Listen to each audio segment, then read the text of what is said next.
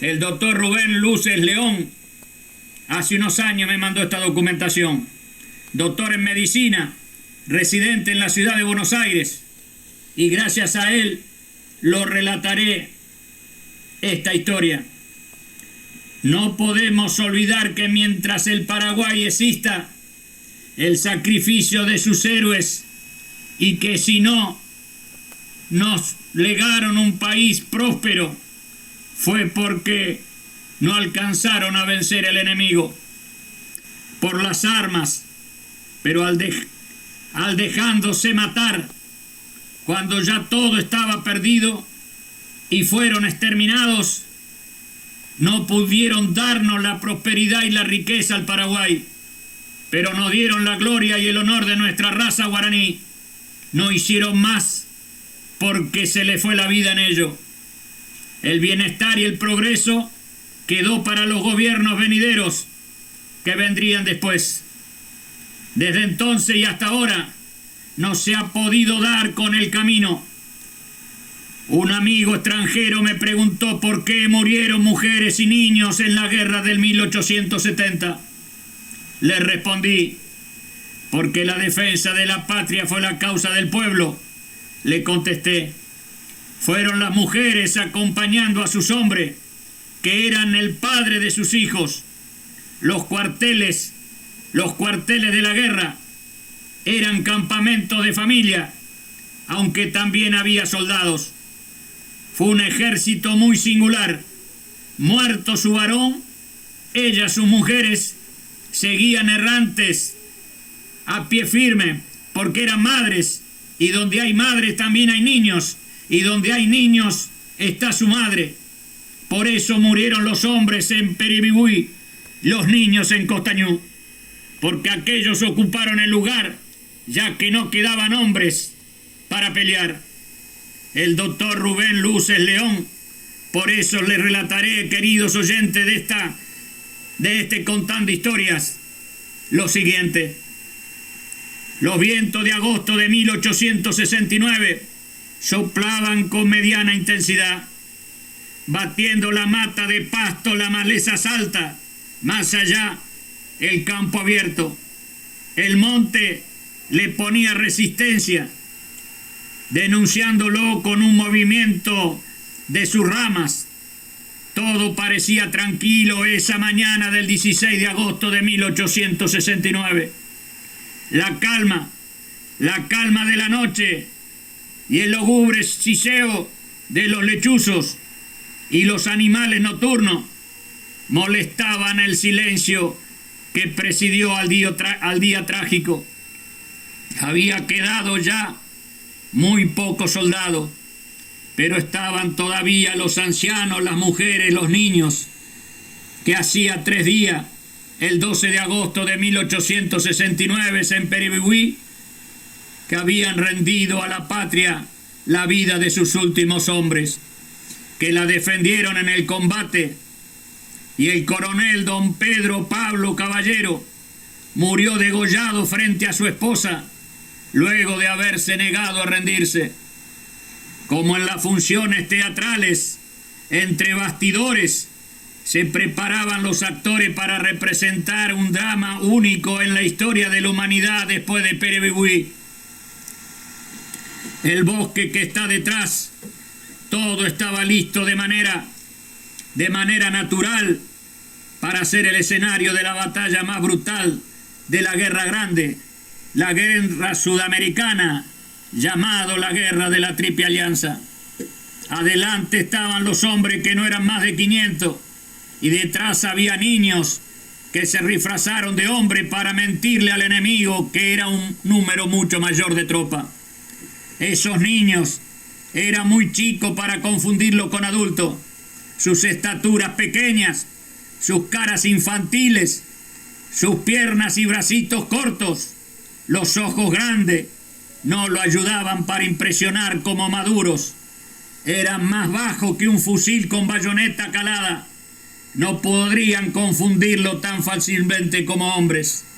Sus propias madres y los mayores con carbón le pintaron bigotes en sus mejillas y las mandíbulas se le colgaron los crin de los caballos, como cortando así sus colas, y la pegaban con harina de mandioca simulando barba, que le daban a los chicos un aspecto increíble de un disfraz singular y extravagante, más que parecerse a un soldado o a un hombre. Ensayaron entre ellos gestos augustos, desafiantes para provocar el miedo a los grandes soldados brasileños, pero no lograban más que una mueca que en vez de temor producían ternuras y lágrimas en esos corazones de las madres y de los viejos que los veían, que preparaban a sus hijos sabiéndolas de la misión de muerte que cargaban sobre las espaldas tan frágiles de esos querubines. Las armas que no alcanzaban para todos en el transcurso de la guerra habían quedado abandonadas en el campo de batalla. Fueron 4 años y medio de luchas y luchas y luchas, juntas a los miles de soldados muertos, y no pudieron ser recuperadas. Y sí, en Perebuí las mujeres apelaron a botellas, vidrios, piedras y arena en los ojos de los soldados contrarios, junto a sus uñas y dientes como para postrer recurso. Aquí no queda más que la ficción como último medio. Por falta de armamentos, eran la pose de simulación del engaño, pero sin ingenuidad, no esperando la victoria, solo era demorar la hora de la muerte de todos ellos, porque jamás se iban a rendir. Faltaba el armamento, entonces se acortaron ramas de árboles y ellas se tallaron réplicas burdas de fusiles que los niños pusieron en sus hombros como si fueran ciertos y ensayaban apuntarlos como si estuvieran balas. Esas armas de juguete que en manos de niños completaban el atuendo para convertirlos en soldados. El enemigo debía creer que era un ejército y con sus máscaras de barbas y bigotes empuñaban fusiles de palo, pretendían parecerse expertos de veteranos de la guerra. Quiero imaginar en la noche antes de la muerte, esos pequeños jugaron con sus armas de juguetes, ensayando pases de adultos, de guerreros enardecidos y de bravíos, fingiendo actitudes y asustándose entre ellos mismos. Cuántas madres, mientras disfrazaban a sus hijos en los momentos previos de su muerte, habían tenido el corazón estrujado como nadie se lo podría imaginar. Hagan ustedes un esfuerzo para comprender el sufrimiento y valorar y el espíritu indomable de esta raza de valientes, y trate de sentir por un rato nada más, en el cuerpo de esas mujeres que preparó a su hijo, que iban a inmolarse en el nombre de la patria y de la raza guaraní. Ellos eran niños frágiles y pequeños, como es el suyo, como es el mío, o es el de algún vecino, como es su nieto, como es el mío o su sobrino, que en estos momentos ahora están jugando, durmiendo o estudiando para ser un adulto el día de mañana. Pero esos 3.800 infantes de cara pintada con carbón y barbas postizas, que aún no conocían la vida y que tampoco tenían suficiente comprensión para entender la injusticia de la guerra y la eternidad de la muerte que le esperaba. Corazones candorosos en donde no podía caber aún la maldad ni el odio, imitando el ejemplo de sus mayores, de sus padres. Ellos jugaban a la guerra, pero era la guerra en serio. La batalla de antónimos y controversia, niños que querían parecerse adultos, a monstruos de la guerra disfrazados para ayuntar al enemigo ímpido, el enemigo que era monstruosos verdaderos, sobrados de la crueldad y de la barbarie, que no vencieron a esos niños en que eran ángeles, no los vencieron a esos niños porque eran ángeles, Los enemigos de esa batalla perdieron el honor y la vergüenza.